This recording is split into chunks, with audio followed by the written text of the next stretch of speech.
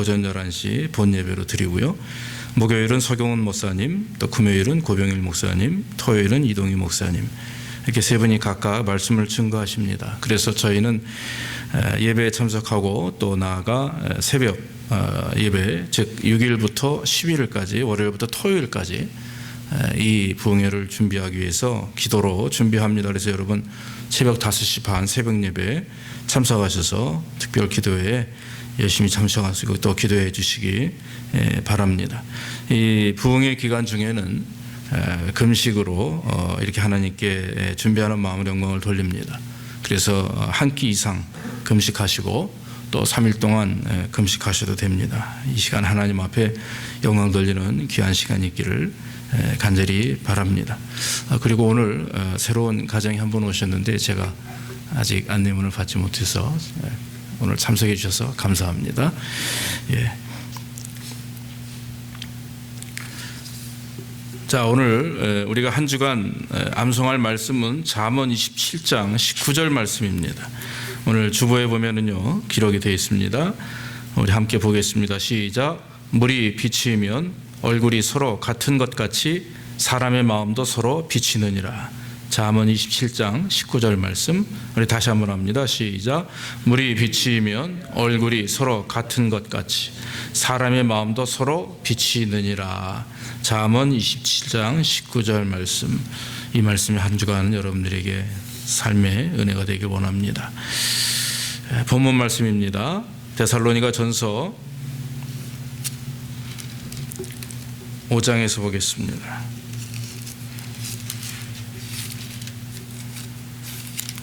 (19절에서) 23절입니다. 데살로니가 전서 5장 19절에서 23절입니다. 제가 가진 성경으로 333면이 되겠습니다. 우리 같이 한 목소리로 봉독합니다. 시작. 성령을 소멸치 말며 예언을 멸시치 말고 범사에 헤아려 좋은 것을 취하고 악은 모든 모양이라도 버리라. 평강의 하나님이 친히 너희로 온전히 거룩하게 하시고 또 너희 온 영과 혼과 몸이 우리 주 예수 그리스도 강림하실 때에 흠없게 보존되기를 원하노라. 아멘. 아멘. 예, 오늘은 행복한 교회 두 번째 말씀을 드리기를 원합니다. 제가 신년 예배 때에 행복한 교회라고 하는 그 제목으로 말씀을 드렸습니다. 그래서 올 한 해 2014년도는 우리 아틀란타 제자교회가 참으로 행복한 교회가 되기를 원합니다. 교회 오면 기쁘고 또 예배 드리면 즐겁고 성도들 만나도 기쁘고 감사하고, 그래서 교회가 재밌고 기쁘고 행복하면 부흥하는 것입니다. 그러나 교회 와도 은혜가 되지 않고 또 싫은 사람만 자꾸 보이고 또 마음에 기쁨이 없으면 점점점 우리가 교회는 멀어지고 나아가 또 하나님과도 멀어지는 그런 어려움을 경험하게 되는 거죠. 그래서 올해는 우리가 행복한 교회가 되기 위해서 저 여러분들이 하나님 앞에 감사하며 영광 돌리는 귀한 한 해가 되기를 원합니다. 지난주에 제가 행복한 교회에 대한 말씀을 하면서 개인적인 신앙생활이 거룩해야 된다 말씀을 했습니다. 그 거룩해야 되는 것은 바로 오늘 본문을 좀 앞선 16절에서 18절의 말씀처럼 세 가지가 잘 지켜질 때 우리는 거룩한 신앙인의 삶을 살 수가 있습니다. 첫 번째가 항상 기뻐하는 겁니다. 두 번째가 쉬지 말고 기도하는 겁니다. 세 번째가 범사에 감사하는 것이다, 이렇게 말씀을 드렸습니다. 이유가 뭐냐 하면 바로 하나님께서 구원한 우리 성도들을 향한 하나님의 뜻, 예수 그리스도의 뜻이 바로 그것이기 때문에 예수를 믿고 예수를 마음속에 모시고 믿음으로 살면 항상 기뻐해야 되고 쉬지 말고 기도하고 범사에 감사해야 된다라고 하는 것입니다. 여러분, 그리스도인의 기쁨이 과연 무엇입니까? 무엇 때문에 여러분 기뻐합니까? 복을 받기 때문에, 또 자녀가 잘 되기 때문에, 또 사업이 번창하고 잘 되기 때문에, 뭐 이런 복도 하나님이 주시는 복입니다마는, 그러나 여러분, 그런 눈에 보이는 것, 손에 잡히는 것, 세상에서 우리가 살면서 얻게 되는 복 때문에 하나님을 믿는다면 글쎄요, 그 신앙은 성장하지 않을 것입니다. 여러분, 하나님께서 원하시는 기쁨은 바로 예수 그리스도 안에 있음에 기뻐하는 것, 예수 그리스도만으로 기뻐하는 것, 하나님을 믿는 그 믿음 자체로 말미암아 기쁨을 얻게 되는 것이 하나님이 기뻐하는 것이고 우리를 향하신 하나님의 뜻이라 믿습니다. 그러므로 사랑하는 성도 여러분, 어떤 복을 받기 때문에 기뻐하는 것이 아니라 하나님 안에 있음에 하나님 우리를 구원하시고 우리를 하나님이 인도하시는 그 성령의 능력이 우리 안에 있음을 감사하며 여러분들이 늘 기뻐하시기를 주의 이름으로 축원합니다. 또 한 가지는 쉬지 말고 기도하라 말씀을 드렸습니다. 여러분, 기도라고 하는 것은 호흡입니다. 기도는 대화입니다. 기도는 내가 원하는 것을 받아내는 것이 기도가 아닙니다. 어떤 분들은 기도가 청구서다 그런 말을 합니다마는 기도는 대화입니다. 교제하는 것입니다. 기도하면 생명을 얻습니다. 기도하면 악한 세력을 물리칩니다. 그러나 기도하지 않으면 또 하나님 앞에 서지 않으면 우리는 넘어질 수밖에 없더라고 하는 것입니다. 그러므로 기도는 하나님과의 인격적인 대화고 기도는 듣는 것입니다. 기도는 내가 원하는 걸 말하는 것이 아니라 하나님의 음성을 들으려고 하는 것, 듣기 하여 침묵하고 하나님 나에게 말씀하여 주옵소서, 그러면서 내 영을 열고 하나님을 향하여 부르짖는 것, 그것이 기도요, 그것이 대화라고 하는 것입니다. 마지막으로 이제 범사에 감사하라 이렇게 말씀을 했죠. 여러분, 항상 기뻐하고 쉬지 말고 기도하는 것은요, 시간적인 개념입니다. 끊임없이 해야 된다. 그런데 범사라고 하는 것은 그것은 환경적인 개념입니다. 범사는 항상 시간적인 개념뿐만 아니라 어떤 환경에서도 감사해야 된다 하는 것입니다. 어떤 환경이든지 어떤 상황이든지 하나님 앞에 감사해야 됩니다. 예수 그리스도를 믿고 환난을 경험하고 또 원치 않는 그런 어려움을 우리가 맛볼 때, 경험할 때 우리는 하나님 앞에 기도해야 됩니다. 또 감사해야 됩니다. 무엇을 위해서 기도하고 감사합니까? 분명히 하나님께서 내가 경험하는 이 환경과 이런 삶의 문제를 통해서 연합하여 선을 이루시는 그 하나님 우리가 만날 수 있기 때문에, 그렇기 때문에 우리는 하나님 앞에 감사하며 인내하는 것이죠. 여러분, 예수를 믿는 것은 순종을 말하는 것입니다. 예수를 믿는 것은 인내를 말하는 것입니다. 그러므로 순종과 인내가 있을 때에 그리스도인은 거룩한 삶을 이루어 나갈 수가 있다고 믿습니다. 사랑하는 성도 여러분, 이와 같이 행복한 교회는 항상 기뻐하고 쉬지 말고 기도하고 범사에 감사하는 이런 어떤 개인적인 신앙생활, 이 개인적 신앙생활이 하나님 앞에 거룩한 삶을 이루어 나갈 때 하나님은 먼저 우리의 영혼 속에, 우리의 삶 속에 행복을 주십니다. 그렇다면 이제 그 거룩한 하나님의 백성들이 교회에 오죠. 교회 와서 교회도 행복한 교회가 되기 위해서는 오늘 19절에서 23절의 말씀입니다. 이제는 개인적인 부분이 아니라 교회 안에서 공동체적인 협력하는 교회의 모습으로서 어떻게 신앙생활을 해야 되냐 하는 것입니다. 첫째가 바로 성령을 소멸치 말라 하는 것입니다. 성령을 소멸치 말라. 여러분, 성경은요, 성령에 대해서 불로 많이 표현합니다. 그래서 사도행전 2장 3절 4절에도 봐도 어떤 불의 혀 같은 성령이 각 사람의 머리 위에 임했다 그랬어요. 하나님 앞에 통성으로 기도하고 마가의 다락방에서 120명의 성도들이 주님께서 주실 성령을 기대하며 간절히 기도하니까 하나님이 그들에게 은혜를 주시는데 갑자기 불의 혀 같은 성령이 각 사람의 머리에 임했고 또 그들이 각기 다른 나라 말로 방언을 했다 했습니다. 14개의 국가의 지역에 많은 성도들이 모여들었어요.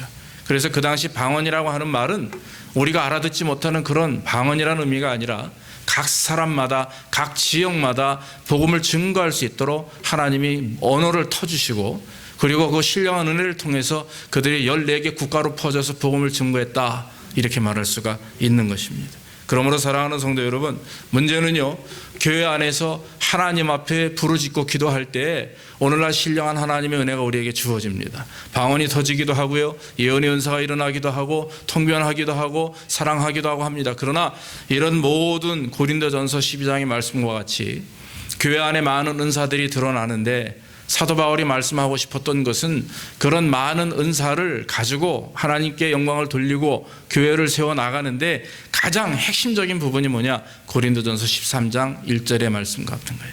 아무리 천사의 말을 하고 아무리 우리가 뭘 잘한다 해도 사랑이 없으면 올리는 꽹과리와 같다.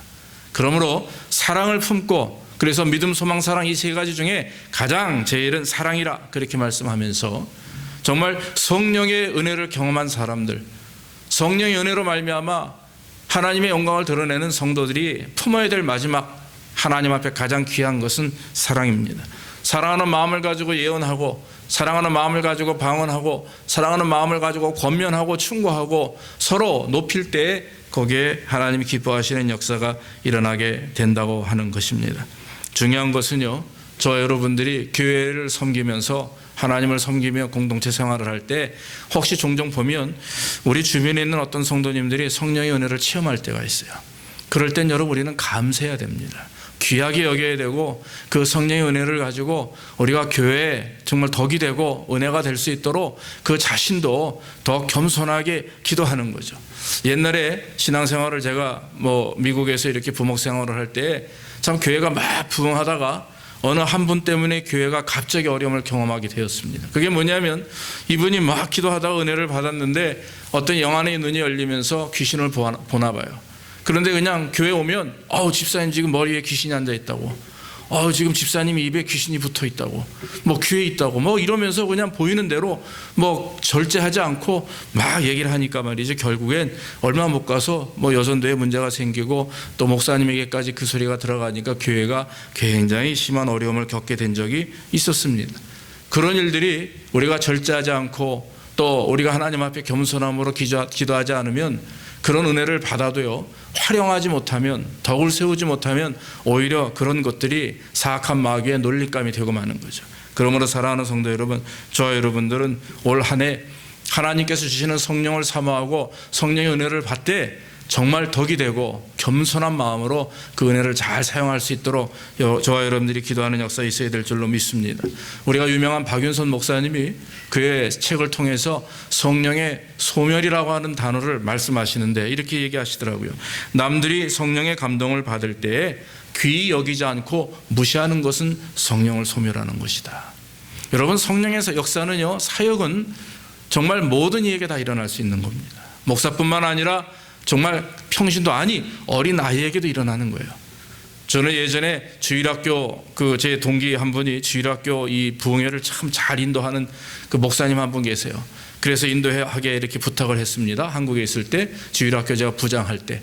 그런데 여러분 믿어지세요? 7살짜리 아이가 방언을 하고요, 6살짜리 아이가 입신을 하고 그래요. 그러면서 나중에 그 아이가 하나님 앞에 잘 성장하는 걸 봤어요. 통곡을 하며 국민학교 아이가 회개의 글을 쓰면서 통곡하며 기도하는 그런 모습도 제가 보았습니다. 성령의 역사는 갓난 아이에서부터 노인에 이르기까지 모든 사람들이 임합니다. 할렐루야. 그렇기 때문에 우리가 교회 안에서 일어나는 그런 은혜로운 부분들을 보면 우리는 감사하고 그걸 더욱더 전 부추기고 또 감사하는 마음으로 기뻐하는 가운데 우리 교회 안에 앞으로 올 한 해 성령의 감동과 역사가 있음을 우리는 기대하면서 하나님 앞에 영광을 돌려야 됩니다. 또 한 가지는 성령의 소멸이라고 하는 말은요, 자기 자신의 그런 삶이 신앙생활하면서 성령의 감동을 받을 때에 그것을 순종하지 않는 경우가 있어요. 첫째는 잘 몰라서 순종하지 않는 경우도 있지만, 둘째는 이거 혹시 내가 그냥 즉흥적으로 이렇게 그냥 순간 감동받아서 하는 거 아닌가? 그런 경우가 있죠. 예전에 청년 집회를 인도하는데 많은 청년들이 막 손을 들고 소원을 합니다. 무슨 소원을 원하냐 그러면 주의 종이 되겠대요, 선교사가 되겠대요, 일반 대학을 다니면서. 그런데 대학을 졸업하고 나면 그게 싹 도망가 버립니다. 왜냐하면 그 순간 즉흥적으로 했기 때문에. 감동이라고 하는 것, 소원이라고 하는 것은 이렇게 함부로 하는 게 아니죠. 중요한 것은요, 저와 여러분들이 마음속에 은혜를 경험하면 깊이 기도하면서 하나님이 주신 이 은혜가 정말 하나님이 원하시는 것입니까? 깊이 기도하는 가운데 하나하나 순종해 나가는 역사에 있어야 됩니다. 그래야 교회 안에 또 나아가 여러분들의 삶에 복을 얻게 되는 것이고 기뻐하는 참된 부흥이, 거룩한 부흥이 있게 되는 것입니다. 그러므로 사랑하는 성도 여러분, 우리는 올 한 해 정말 성령을 소멸치 않는 교회가 되기를 간절히 원합니다. 그래서 깊이 기도하고 말씀을 많이 묵상하는 가운데 성령의 역사하심을 바로 깨달아 그 말씀대로 순종하는 삶이 있기를 주의 이름으로 축원합니다. 또 한 가지는 예언을 멸시치 말라 그랬습니다. 예언을 멸시치 말라. 이 데살로니가 교회 이 본문의 말씀의 배경을 보면 그 당시 초대교회는요, 예언에 대해서 그렇게 관심이 이렇게 별로 없었던 것 같아요. 특히 데살로니가 교회가 그랬다고 합니다. 왜냐하면 여러분 아시다시피 신약 성경이 완성되기 전에는 이 사도들의 입술을 통해서 이 증거된 말씀들, 예언된 말씀들이 선포되었거든요. 그러다 보니까 종종 성경에도 뭐 몇 사람 어떤 평신도들의 어떤 그 입술이나 아니면 구약에서 예언자들의 말씀을 통해서 하나님의 말씀이 예언되고 선포되었는데, 신약에 와서는 그런 예언자라고 하는 것보다는 사도들이 어떤 예언의 말씀을 증거했었죠. 그러다 보니까 사도를 직접 만나지 못했던 교회나 또 바울과 베드로나 이런 하나님의 종들을 경험하지 못했던 교회들은, 자체적으로 생겨난 교회나 성도들은 예언에 대해서 참 이렇게 많이 터부시하는 경우가 있었다라고 하는 것입니다. 그러나 사도행전을 가만히 보면 예언에 대한 말씀이 있습니다. 첫째는 미래적인 예언의 말씀이 있고, 둘째는 현실 속에서 들려지는 예언의 말씀이 있습니다. 사도행전 11장 28절에 보면 그 중에 아가보라 하는 한 사람이 일어나 성령으로 말하되 천하가 크게 흉년 들리라 하더니 글라우디오 때에 그렇게 되니라, 이렇게 말씀을 했어요. 그렇게 되리라 그랬어요. 또 이것은 이제 미래에 대한 사건을 예언하는 거죠. 근데 사도행전 13장 2절에 보니까 주를 섬겨 금식할 때 성령이 가라사대 내가 불러 시키는 일을 위하여 바나바와 사울을 따로 세우라 하시니, 그랬어요. 하나님께서 성령을 통해서 우리에게 은혜를 주실 때 어떤 경우에는 교회 미래적인 부분을 가지고 목회자나 성도들에게 어떤 감동을 주시고 은혜를 주실 때도 있고, 또 현실 속에서 내가 어떻게 해야 되나 라고 이렇게 고민하고 기도할 때 마음에 감동을 주셔서 이렇게 저렇게 인도하시는 경우도 있어요. 중요한 것은 예언이라고 하는 것은 사실 오늘날 예언을 한다 해서 많은 어떤 사람들이 예언 학교를 한다거나 뭘 통해 가지고 예언을 만들어내는 듯한, 그래서 예언을 꼭 무슨 훈련을 받고 교육을 받으면 하는 것으로 착각하는 경우가 있습니다. 절대로 그렇지 않습니다. 예언은 하나님을 통해서 얻어지는 것이고 은사입니다. 축복입니다. 그러므로 여러분, 오늘 성경을 통해서 예언을 멸시치 말라 하는 말은 어떤 사람들의 입에서 얘기하는, 그들이 기도해서 던져내는 그런 예언의 말씀을 멸시치 말라, 이게 아니에요. 이미 기록된, 즉 구약 성경, 신약 성경 66권, 즉 하나님의 감동으로 쓰여진, 하나님의 감동으로 인해서 그 수많은 사람들이 하나님의 말씀을 기록한 이 하나님의 말씀에 대한 예언, 이 예언의 말씀을 멸시치 말라 하는 것입니다. 베드로서 1장 20절로 21절에 이렇게 말합니다. 먼저 알 것은 경의 모든 예언은, 경이라고 하는 것은 성경을 말하는 거죠. 이 성경의 모든 예언은 사사로이 풀 것이 아니니, 예언은 언제든지 사람의 뜻으로 낸 것이 아니 오직 성령의 감동하심을 입은 사람들이 하나님께 받아 말한 것임이라 그랬어요. 디모데후서 3장 16절에 모든 성경은 하나님의 감동으로 된 것으로 그랬습니다. 사랑하는 성도 여러분, 예언을 멸시치 말라 하는 말은 우리가 어떤 사람들을 만나고 예언자들을 통해서 얻게 되는 그 말을 멸시치 말라, 이게 아니에요. 예, 좋은 말을 하면 받아주십시오. 기도하십시오. 그러나 여러분, 정말 믿고 순종하고 목숨 바쳐서 따라야 될 말씀이 있어요. 그 예언의 말씀이 있어요. 그게 뭡니까? 성경 말씀이에요. 성경 말씀. 사랑하는 성도 여러분, 이 하나님의 말씀을, 예언의 말씀으로 여러분들이 날마다 여러분들이 답답하고 어려우십니까? 뭔가 올 한 해는 새로운 뭔가 하나님의 뜻을 순종하고 하나님의 뜻에 의해서 우리가 살길 원하는 마음 갖지 않아요? 네. 뭘 어떻게 해야 되겠습니까? 예언해 달라고, 하나님의 음성 들려달라고 우리가 뭐 40일 금식하고 기도하고, 그게 문제가 아닙니다. 중요한 것은요, 하나님의 말씀 앞에 더 가까이 가는 거죠. 할렐루야. 그래서 올 한 해는 다시 한번 우리가 성경을 일독하기를 원합니다. 그래서 중간중간 점검하고 마지막엔 진짜 성경을 일독하고 또 순간 암송도 하고 해서 하나님 앞에 영광을 돌리는 역사 있기를 간절히 원합니다. 그러므로 여러분, 이 예언의 말씀을 멸시치 말라. 이것은 하나님의 말씀, 하나님의 말씀을 묵상하다 보면 기도하는 가운데 말씀이 떠올라요. 누구를 위해서 기도할 때 말이죠, 다른 성도님을 위해서 중보기도 할 때 말씀이 떠오릅니다. 강하고 담대하라, 내가 너와 함께 함이니라. 그런 말씀이 들으면 하나님께서 지금 이 집사님을 향해서 이렇게 말씀하시는구나. 그리고 나서 조용히 은혜로운 시간에 집사님, 하나님이 담대하게 하실 것입니다. 믿으세요. 그렇게 하면 되는 거예요. 그렇게 내가 기도하고 하나님 앞에 또 감사하는 마음으로 어느 성도를 위해서 눈물을 흘려 기도할 때 감동으로 생겨지는 하나님의 음성들이 있어요. 그런데 꼭 직업적인 그런 분들이 많이 있어요. 저도 참 수없이 많은 그런 신앙가 그런 분들을 많이 보았습니다. 돈에 헌금에다 봉투에다 돈을 딱 이렇게 얼마 집어넣고서 주면은 말이죠. 그게 그러면 예언을 해줘요. 그러면 또 그냥 집사님들 권사님들 그냥 막 쫓아가 다닙니다. 그 예언 받는다고. 여러분 그건 뭐랑 똑같습니까? 점쟁이랑 똑같은 거 아닙니까? 점술에 가도 똑같이 하지 않습니까? 그거는 잘못된 예언입니다. 그런 게 아니라 교회 안에서 사랑하는 성도들이 서로를 위해서 기도하고 하나님의 말씀에 가득 차서 하나님이 기뻐하시는 그 말씀의 음성을 듣고 그것을 또 서로 쉐어하고 나누고 이러면서 서로를 세워주는 것, 그것이 바로 하나님의 역사하심이라고 하는 것입니다. 참으로 여러분들이 하나님이 말씀하신 예언을 깊이 듣기를 원하신다면 오늘부터 성경을 많이 묵상하십시오. 정말 하루에 정말 1시간이고 30분이고 시간 되는 대로 깊이 하나님과 1대1의 관계를 자꾸 맺으십시오. 골방에서 새벽에 또 아니면 저녁에 여러분들이 사무실에 있든지 가정에 있든지 아이들이 뛰어노는 거 다 아빠 지금부터 아빠가 기도하는 시간이다. 성경 공부하는 시간이다. 절대로 아빠 방에 들어오지 마.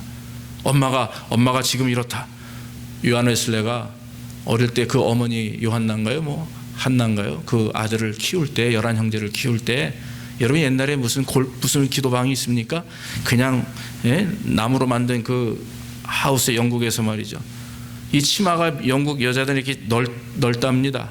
그래서 엄마가 저녁에 저 구석에 가서 치마를 푹 뒤집어 씌우면 쓰고 주저앉으면 아이들이 벌써 놀다가도 갑자기 조용해지더라 이거예요. 왜? 그 시간은 엄마가 치마만 뒤집어 쓰면 기도하는 시간이거든요.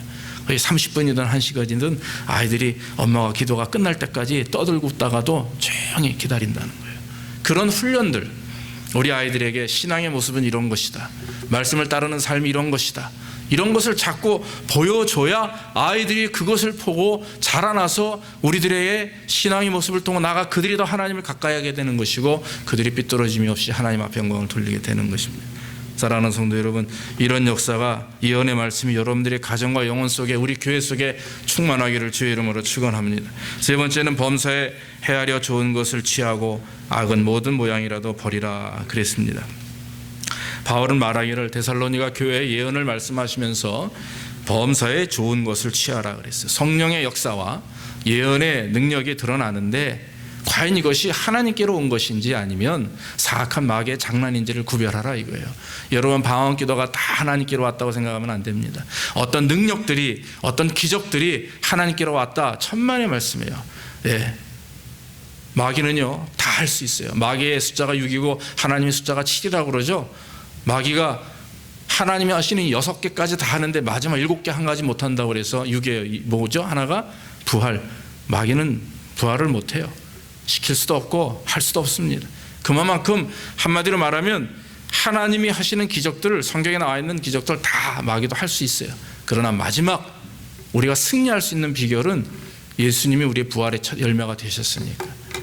첫 열매가. 그 얘기는 우리도 주님처럼 이 땅에서 죽고 저 천국에 갈 때 나아가 또 주님 오시는 그날 우리가 산 몸을 입고도 주님 앞에 부활의 영을 입고 주님과 같이 부활할 수 있다. 그것을 우리에게 보여주시기 위해서 부활의 첫 열매가 되셨다라고 하는 거죠.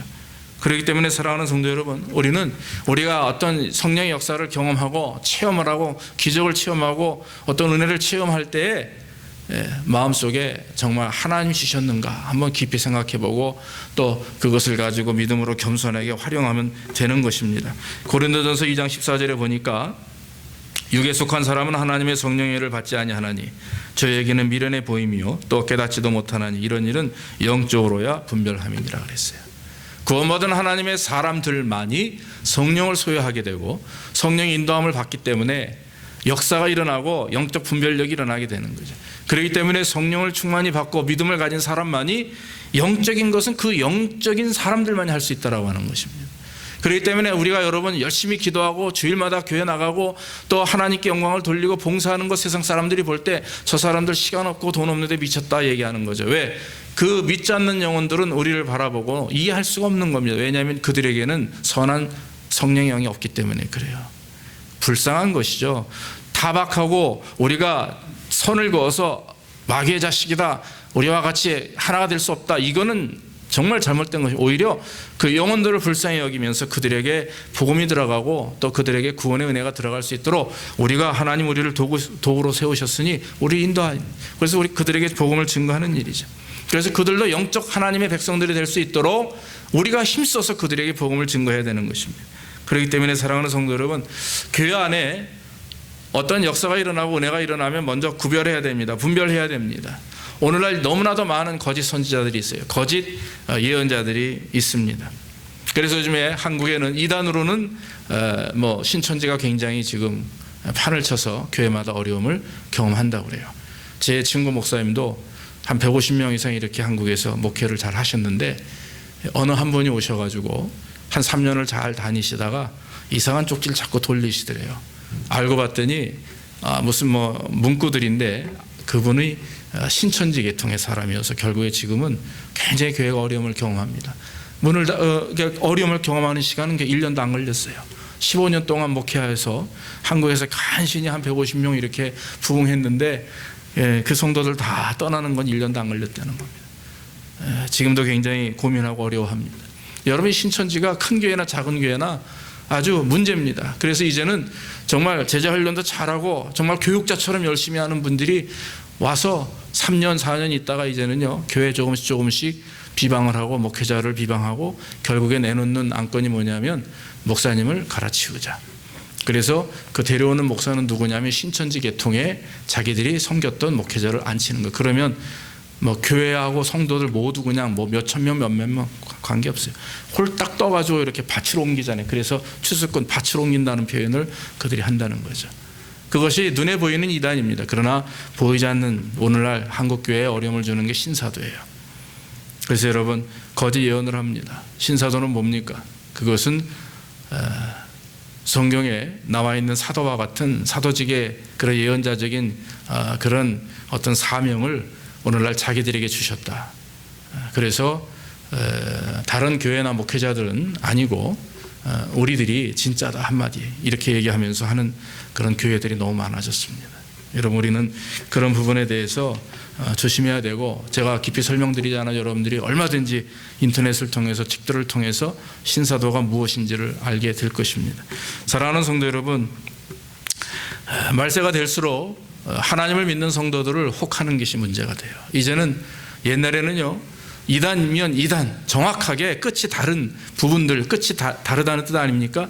확실히 달랐어요. 그러나 이제는 그렇지 않습니다. 같이 자라납니다. 같이. 그래서 뭐가 이단인지 뭐가 잘못된 개념인지 뭐가 잘못된 말씀인지를 이제는 우리가 헷갈려요. 여러분 마태복음 13장에 보면 비유로 주님이 말씀하십니다. 어느 추수 때가 되어서 이제 농부가 이제 밭을 갈았죠. 그런데 이제 그 하인이 주인에게 와가지고 말을 합니다. 주인님, 지금 밭을 가보니까 알곡도 많이 있지만 알곡보다 이 가라지가 참 많아요. 어떻게 하면 좋겠습니까? 그랬더니 주인이 이제 그 하인이 그러죠. 그럼 이 알곡을 뽑아야 돼, 이제 가라지를 뽑아야 되는 거 아닙니까? 그랬더니 주인이 보니까 안 되겠다. 야, 가라지를 뽑다가 알곡까지 상하면 안 되니까 그냥 놔둬라. 다 자라게 놔뒀다가 마지막 추수 때에 알곡은 잘 뽑아서 털어서 곡간 안에 넣고 가라지는 불구덩이에 넣으면 된다. 이렇게 말씀하시죠. 여러분 이게 얼마나 무서운 말씀입니까? 우리가 교회 안에서도 그렇고요, 이 세상에서도 그렇고 알곡과 가라지가 같이 자랍니다. 심지어는 예수를 믿는다고 하는 어떤 단체, 공동체 안에도 알곡과 가라지가 같이 자라요. 중요한 것이 무엇이 알곡이고 무엇이 가라지인지는 여러분은 우리 스스로 평가해야 됩니다. 하나님께서 주시는 참 말씀을 믿고 따라서 그 양분을 통해서 하나님 앞에 열매를 맺는 것, 열매 맺지 않는 것도 알곡이 될 수가 없는 거죠. 수없이 많은 성경의 비유들이 있습니다. 그래서 저는 개인적으로 이렇게 말씀을 드리고 싶습니다. 알곡은 말씀 중심의 신앙생활을 하는 사람들이다. 다시 말하면 하나님만으로도 기뻐하는 사람들, 하나님의 말씀을 순종하고 실천하기 위해서 애를 쓰고 내가 할 수 없으나 성령의 힘을 입어 도움을 받고 하나님의 말씀대로 살려고 노력하는 그런 성도들, 그래서 열매를 맺어가는 성도들이에요. 그러나 반면에 은사 위주의 체험 위주의 신앙을 갖게 된다면 문제가 심각해집니다. 왜냐하면 은사가 없으면 체험이 계속해서 연결되지 않으면 그 사람은 붙들고 있는 힘이 없어요. 왜냐하면 하나님을 붙드는 것이 아니라 눈에 보이는 은사와 체험을 붙들기 때문에 그래요. 그래서 사랑하는 성도 여러분, 우리는 올바로 판단을 해야 됩니다. 은사주의, 체험주의는 제한적입니다. 어느 순간 은사와 체험이 없으면 넘어지게 돼요. 사랑하는 성도 여러분, 은사와 체험은 하나님 주시는 기프트입니다. 선물입니다. 복음이 그게 복음이 아니에요. 기적이 복음이 아니고 변화가 복음이 아니고 은사가 복음이 아닙니다. 복음은 예수 그리스도 십자가입니다. 할렐루야. 말씀이에요. 그래서 말씀을 붙들고 나아가는 성도가 끝까지 롱런할 수가 있는 거예요. 말씀을 붙드는 목회자가, 말씀을 붙드는 교회가 롱런하는 겁니다. 교회 안에 기적이 일어나고 뭐 역사가 일어나고 해도 한순간에 부흥이 있을 수 있지만, 그러나 여러분 넘어져요. 넘어지는 일들이 얼마나 많이 있습니까? 중요한 것은요, 오늘날 하나님의 말씀을 붙들어야 됩니다. 말씀을 붙들 때에 시험이 와도 넘어갈 수가 있어요. 저는 지난 한 해 동안에 참 많은 어려운 우리가 일들을 겪었죠. 그런데 오늘 아침에, 어젯밤부터 오늘 아침에 저에게 계속 머릿속에 떠나지 않는 것이 홍해 하는 거. 홍해. 그래서 홍해가 뭐 어떻다는 거야. 그런데 하나님께서 아침에 깨달음을 주시는데 그런 말씀을 주시는 거예요. 이스라엘 백성들이 애굽에 있을 때 가나안으로 모세를 통해서 인도함을 받아 가죠. 자, 가나안 애굽에서 나올 때 대환호성을 질렀을 것입니다. 우리가 이제 해방되었다. 400년의 노예살이에서 이제 해방되어서 하나님이 말씀하신 젖과 꿀이 흐르는 그 가나안 땅으로 간다. 그러면서 그냥 200여만의 그 250만 대군이 왔지 않습니까? 그런데 여러분 막 오는데, 어렵게 왔는데 홍해가 딱 앞을 가로막아요. 자, 홍해만 건너면 이제 하나님이 아주 망망대해와서 우리에게 큰 은혜와 축복을 주실 것이다 라고 생각을 하고, 처음에는 불안했고 뒤에서 애국 군사들이 오니까 얼마나 두려웠고 떨었겠어요. 갑자기 모세가 지팡이를 딱 들더니, 두 손을 들더니만 글쎄 홍해가 쫙 갈라지는 겁니다. 이스라엘 백성들이 그걸 보고 주저앉을 정도로 놀랬죠. 그러나 놀라고 있을 때만 아니죠. 얼른 빨리 건너가야죠. 열심히 건너가는 그 마음 어떻겠어요, 여러분? 우리는 이제 끝났다. 우리의 고통과 고생은 다 끝나고 이제 기쁨과 감사만 있을 뿐이다 그랬어요. 그렇지 않았겠어요, 여러분? 건너갔더니 그때부터 뭐가 생깁니까? 적들이 말이죠. 가나안에, 애굽에, 아말렉, 블레셋, 수없이 많은 적들이 공격하기 시작을 합니다. 40년의 광야 생활이 축복의 시간이었다고 백성들은 이해하지 못했어요. 그게 축복이었음에도 불구하고 훈련시키고 단련시키고 달구셔서 정결케 하시고, 또 우리로 하여금 풍족케 하시되 너무 많게 하면 하나님께서 교만해질까 봐 우리로 하여금 일용할 양식을 주시고, 배고프면 만나 주시고, 고기 먹고 싶으면 메추라기 주시고, 목이 마르면 그것도 반석에서 샘물을 주시고, 순간순간 시시때때로 적절하게 우리에게 은혜를 주셨는데, 여러분 홍해를 건넌다고 하는 것, 예수 믿고 하나님의 자녀가 되면 하늘 권세를 얻었기 때문에, 하나님의 백성 되었기 때문에 이 세상에 다 내 것이고, 또 이 물통 형통 다 내 것이니까 이제 뭐든지 다 잘 될 것이다. 천만의 말씀이야. 성경은 절대로 그렇게 말하지 않습니다. 예수를 믿고 하나님을 만나면 만날수록 우리가 겪어야 될 영적 싸움이 있어요. 여러분 그걸 잘 이겨내야 가나안에 입성할 수가 있는 것입니다. 믿습니까? 지금 우리의 삶이 그런 과정이죠. 그렇기 때문에 여러분, 우리는 축복이라고 하는 개념이, 우리의 삶이 편안하고 자녀가 잘 되고 뭐 사업이 잘 되고 뭐 이런 개념이 아니라, 그건 굉장히 소극적 개념이에요. 근데 마태복음 6장 33절 말씀처럼 너희는 먼저 그의 나와라, 그의 의를 구하라, 그리하면 이 모든 것을 너희에게 더해 주시리라. 중요한 것은 하나님의 나라와 의를 구하는 것. 하나님의 나라와 의를 구하는 것이 무엇입니까? 하나님의 말씀대로 하나하나 순종해 나가는 것, 그게 하나님의 나라와 의를 구하는 거예요. 내 삶 속에서 우선순위가 하나님이 돼야 되고, 그러므로 말미암아 주님이 주시는 기쁨을 가지고 살아가는 것이, 그것이 바로 하나님의 나라와 의를 구하는 생활 아니겠습니까? 사랑하는 성도 여러분, 여기 계신 모든 분들 알곡 성도인 줄로 믿습니다. 우리 교회 알곡 교회 돼야 됩니다. 그러기 위해서는요, 이것저것 세상 풍조 따라서 흔들리는 그런 물결처럼, 바다 위의 빙산처럼 세상 조류 따라가는 게 아니라 거꾸로 가야 되는, 즉 다시 말하면 세상과 완전히 반대편으로 서가지고 세상 사람 무시하고 이런 개념이 아니라 그들을 복음화시키고 주님의 사랑으로 인도하여서 오히려 그 세상 문화와 세상 사람들이 예수 그리스도를 믿는 사람들을 존경하고 사랑할 수 있도록 해야 돼요. 지금은 너무나도 많은 손가락질을 당하고 있어요. 오죽하면 기독교를 개독교라고 말하고 기독교인을 개독인들이라고 말하고 큰 교회마다 지금 계속해서 뭐 문제가 생기고 누구는 어느 목사님 3억 해먹었네, 5억 해먹었네, 뭐 300억 해먹었네, 뭐 여자를 몇 명 건드렸네.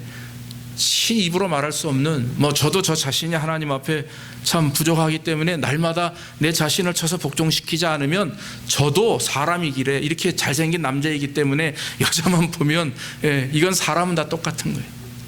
사랑하는 성도는, 문제는 우리가 영적으로 깨어 있어서 하나님의 말씀을 붙들고 하나님 말씀 앞에 섰을 때 이러한 모든 문제들을 이겨낼 수가 있다라고 하는 것입니다.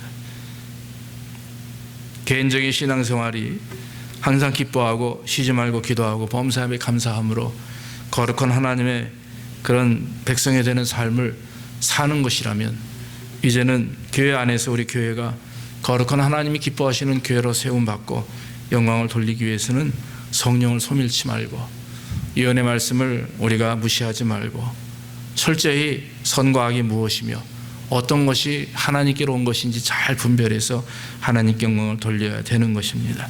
하나님이 여러분들 개인과 우리 교회에 이런 참 거룩한 주의 백성으로 또 교회로 세우시면서 주님께서 23절에 하시는 말씀이 힘을 주십니다. 평강의 하나님이 친히 너희로 온전히 거룩하게 하시고, 거룩은 우리 스스로 될 수 있는 게 아닙니다. 거룩은 철저히 하나님께로만 되는 것입니다. 그러므로 우리는 평생 우리 스스로는 거룩할 수가 없죠. 그러나 하나님이 함께 하시고 우리가 예수 믿는 성도들이 의롭다 칭함을 얻었기에 잘 믿음 생활하고 기뻐하면 우리의 삶이 나도 모르는 사이에 점점점 하나님이 기뻐하시는 거룩한 삶으로 변화되는 것입니다.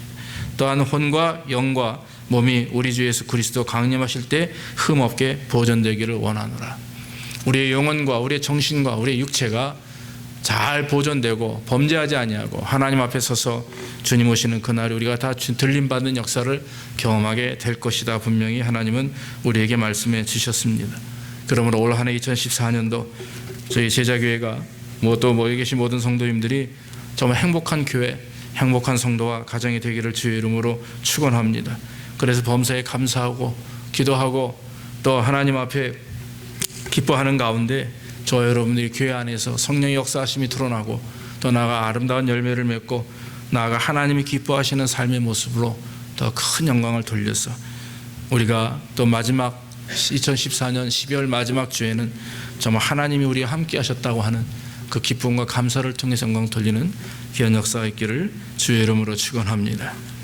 이 시간에 우리가 하나님 앞에 간절히 기도하겠습니다.